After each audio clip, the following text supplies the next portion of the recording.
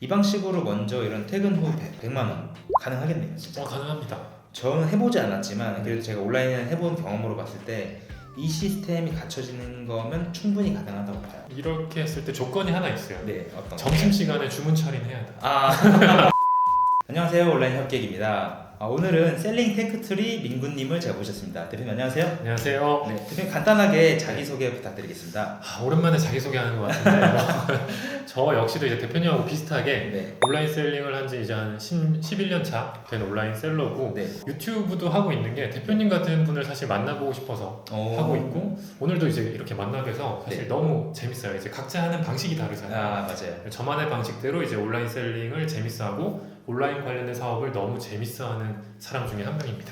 근데 대표님이 유튜브 하신 지도 정말 오래됐더라고요. 제가 이제 다 1년 됐는데 몇 년 되셨죠 지금? 이제 거의 3년 된 것 같은데 그러니까 네. 1년 한 것만 못하죠.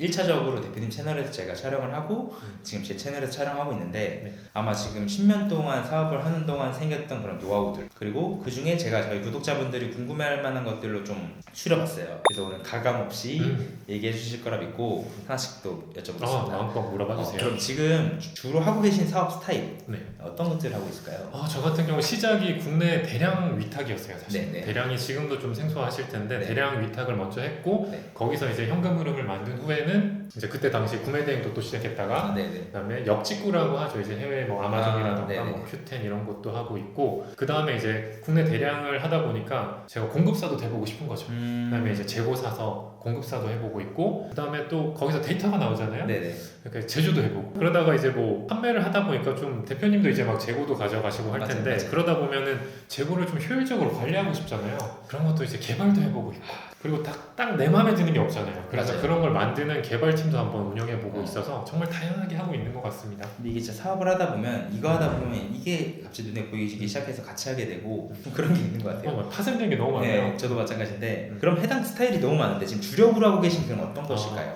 지금 남아있는 주력은 네. 국내 대량 등록이랑 네. 그 다음에 이제 벤더사, 네. 대량 등록을 하는 셀러들을 위한 네. 공급사, 그 다음에 이제 해외 판매가 메인이고 네. 구매 대행은 살짝 접었습니다. 그럼 국내 대량 등록을 하시는 분들이 많을 것 같은데 네. 이 국내 대량 등록의 장단점이 어떤 게 있을까요? 일단은 장점은 자본금이 정말 적게 든다는 거. 오. 그리고 대표님은 정말 이제 강조하시는 소싱이 없어도 된다. 그게 진짜 장점 중에 하나죠. 왜냐면 상품이 너무 널려 있으니까 네네. 그냥 열심히 올리면 되는 거다 보니까 네. 그런 장점이 있고 단점도 물론 많죠. 저작권 문제의 확률이 조금 더 높다. 네네. 이런 게 있을 거고 아무래도 노가다성 작업이 좀 많다.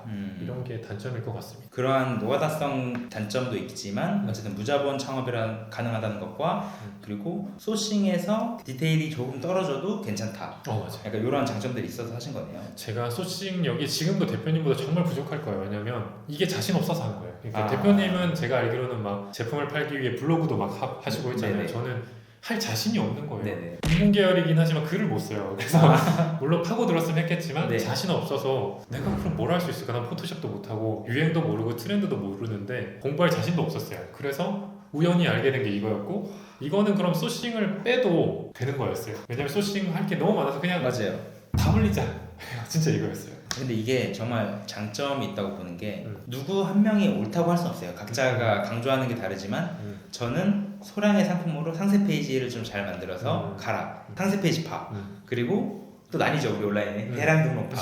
뭐가 맞다고 할 수 없지만 개인의 목표가 뭔지에 따라서 정말 다 그 과정이 될 수가 있는 건데 특히 무자본으로 하시는 분들한테 대량 등록은 지금 현재 좀 좋다라고 저도 보여져요. 아마 반응은 블로그보다는 당연히 빠를 것 같고 네네. 당장 조금 돈 버는 건 진짜 빠를 거예요. 첫 매출 일으키는 건 제일 빠른 사업이지 않을까. 네, 제가 이 부분 왜 괜찮게 봤냐면 어느 날 그냥 제가 한번 프로젝트로 해본 게 그냥 도매국에 있는 거 우리 하루에 20개씩만 한번 올려볼까 했었거든요. 그렇게 해서 한 달만 해보자 했는데 거기서 주문이 계속 들어오는 거예요. 맞아. 근데 저희는 시스템이 그걸 다 어떻게 해야 될지 몰라서 일단 이 시장 테스트 해봤다 여기서 끝났거든요. 기존에 하던 걸 한 번에 바꿀 수가 없으니까. 근데 정말 이거 초보자분들이 이 테크트리로 갔을 때 정말 매력적으로 느낄 수 있겠다 이런 생각이 딱 들더라고요. 그렇죠. 20개씩 30일 한 거를 저는 10년 했으니까 똑같죠. 등록된 누적 상품이 뭐 몇십만 개가 되겠네요. 그렇죠. 네. 그러니까 결국은 뭐 특정 제품이 엄청 잘 나갔다기보다 네네. 대표님이 한 달 올린 게 나는 10년치니까 거기서 나오는 게 좀 파이가 커진 네. 그런 케이스죠. 그러면 이제 다시 처음으로 돌아가서 네. 10년 전에 이 온라인을 시작하게 된 계기가 뭐였을까요? 저랑 좀 비슷하게 느꼈던 게 대학교 4학년 때 창업했다고 들었어요. 맞아요. 저도 4학년 때였어요. 아 그래요? 4학년 때 이제 막 갈림길이었죠. 네네. 이제 막 부모님은 공무원을 하라고 했고 저는 공무원을 이제 계산해봤죠. 저도 네네. 똑같이 아 그래 공무원이 됐어. 그러면 10년 후, 20년 후, 30년 후에 내가 이렇게 좀 좋게 살 수 있을까? 답이 안 나와서 구글에 일단 검색을 했어요. 네. 돈 버는 법. 어. 그 당시는 이제 쇼핑몰이 유행할 때라 막 네. 실제 동대문 우리 쇼핑몰이 유행을 했어요. 네네. 그래서 저도 동대문을 수업 끝나고 갔죠. 네. 동대문 방식도 대량하고는 좀 다른데 이제 무자본은 가능했거든요. 아 네. 동대문 가서 샘플 하나 주세요. 불쌍하게 굴면 하나 줘요. 네. 샘플을 가져와서 찍고 샘플 반납을 하죠. 네. 그 다음부터 이제 팔리면 이제 가서 사서 보내면 돈이 아. 되는 거잖아요. 그게 이제 되는 순간 나는 떼돈을 벌었다 싶었던 거죠. 이제 와서 그때 반지하에 살았는데 네네. 동대문 가서 이제 샘플 하나 받아서 스카이 슬라이드 폰이었어요. 네네. 이렇게 찍으면 사실 말도 안 되는 퀄리티잖아요. 네네. 당연히 안 팔리는 건데 그 어릴 때 왜 기대감을 했는지 몰라. 진짜 자고 일어나면 주문이 쌓여 있겠거니 했어요. 당연히 그때 망했죠. 샘플 한 수십 개 받아서 열심히 밤새서 찍고 올렸더니 지마켓 올리고 옥션 올렸는데 망했죠. 안 팔리죠. 네. 그래서 이제 안 팔리는 이유에 대해서 그때부터 조금 공부를 하고 아 그때 처음 알았어. 아 상세 페이지가 이제서야 본 거지. 남들은 잘 만드는구나. 대표 이미지가 나는 완전 중고나라 수준이었구나. 네. 그리고 아 지금 내가 동대문 어차피 패션도 모르고 뭐가 팔릴지 모르는데 이 수많은 샘플 중에 뭘 받아야 되고 이걸 다 하려면 난 시간도 없는데 그래서 검색을 더 하던 중에 이제 우연하게 현재 오너클랜 구왕도매 아. 거기를 처음 알게 돼가지고 이제 가게 됐죠. 그래서 거기 제품으로 먼저 시작을 했어요. 어떻게 보면 취업에 기로해서 음. 사업도 하고 동대문 가서 막 이것저것 샘플 사면서 하고 음. 제가 정말 공감 가는 일들이 많거든요. 저도 네. 동대문 가서 무작정 새벽 시장부터 시작해서 막 아, 가보던 맞아요. 시절이 있었고 음. 자고 일어나면 대박 낼 거라고 생각하고 기도하고 잤는데 아침에 핸드폰에 아무런 맞아요. 알림이 없었죠. 다 누구나 이런 시작한 시기는 있었을 것 같아요. 음. 그럼 지금 정말 여러 가지 사업들을 다 하고 계신데 네. 저희 구독자분들이 제가 설문조사를 했었을 때 대부분이 0에서 500만 원 사이의 매출이 제일 많았어요. 그러면 이걸 부업으로 생각하시는 분들도 있을 것 같은데 네. 만약에 퇴근 후 100만 원을 만들고 싶다. 그렇다면 뭐부터 해야 될까요? 저는 대표님처럼 이제 블로그나 이런 거 아직도 못 하거든요. 실제로도 못 해요. 그래서 지금은 돈으로 해결하는데 만약 저는 지금도 못 하니까 월 100을 만든다고 하면 저는 대표님이 말한 게 답인 것 같아요. 도매국 제품을 오너클랜 제품을 하루에 20개라도 한 달 내내 올려보겠다. 네네. 이걸 바로 할 것 같습니다. 그럼 이렇게 도매국을 통해서 등록하는 것만으로도 내가 부업으로 이 100만 원이라는 성과가 과연 가능한가요? 가능하지 않았어요? 저는 뭐 조금 하다 말아서 근데 아마 저보다 이런 걸 많이 해보셨으니까 네, 무조건 부업으로 가능할지 그것만으로도 안 되면 찾아오세요. 이렇게 했는데 안 된다 찾아오세요. 진짜 찾아오세요.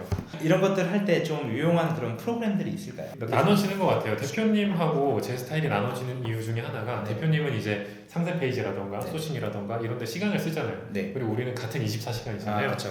저는 시간을 이런 데 쓰는 게 아니라 어떻게 하면 이 수많은 제품들을 좀 쉽게 올리고 쉽게 관리할까.